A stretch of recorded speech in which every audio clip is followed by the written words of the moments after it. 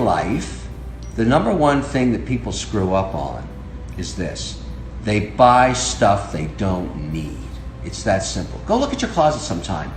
80% of the crap at the bottom of your closet are clothes you don't wear anymore, and yet you paid for them because you thought you needed them and you wanted them. Imagine if you could turn all that stuff back to cash, or better still, you never bought it. That cash would be in the bank right now, making interest for you, or an investment that pays interest or a dividend. But no, it's sitting at the bottom of the closet, dead money. That's what that is. That's a huge problem. So think about this. Let's say you actually owe $200 on your credit card, and you're passing a hot little coffee spot, and you're thinking about getting a cappuccino for $2.30. Don't do it. Pay off the $200 first. Don't spend money on stuff you can't afford. It costs 15 cents to make coffee. You're paying somebody $2.30. The rest of that could have been used to reduce your debt. That's the whole deal. Don't buy stuff you don't need. Make sure you go through every single month in a way that you respect money, that you somehow pay back. You look at the world around you, where ideas were born, where individuals started in garages. Where did Microsoft, where did Apple, where did Amazon, where did Google, where did Facebook come from? They came from ideas that people felt something could be done and that they could make a difference.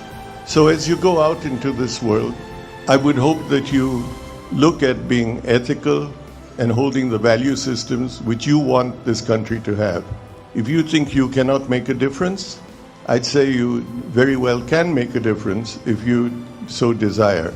If you speak or sit next to a Nobel laureate, he never tells you that he won a Nobel Prize. Other people tell you. So let humility be your best defense. And I would say that you always need to take a view that, and you shouldn't merely consider yourself successful based on the prosperity you gain for yourself, but you should go home at night feeling satisfied if you have made a difference. That difference is something each one of us can make. We'll have failures and we've had frustrations, but it's a continued commitment that we have to the world around us. Working the real world, I would say, it is important to be well-rounded.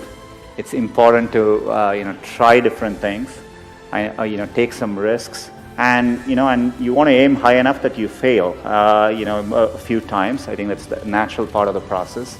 If you work on really difficult things, you're better off because you have no competition. Others aren't working on that difficult a problem. And even if you fail, you end up doing something great in the process. My advice to the young people, any mistake is a wonderful revenue for you. So I tell myself and told my young people, before 20 years old, be a good student. When you do entrepreneur, just learn some experience. Before 30 years old, follow somebody. Go to a small company. Normally in a big company, it is good to learn processing. You are a part of a big machine. But when you go to a small company, you learn the passion, you learn the dreams. You learn how to do a lot of things at one time. So before 30 years old, it's not which company you go, it's which boss you follow. It's very important. A good boss teaches you differently.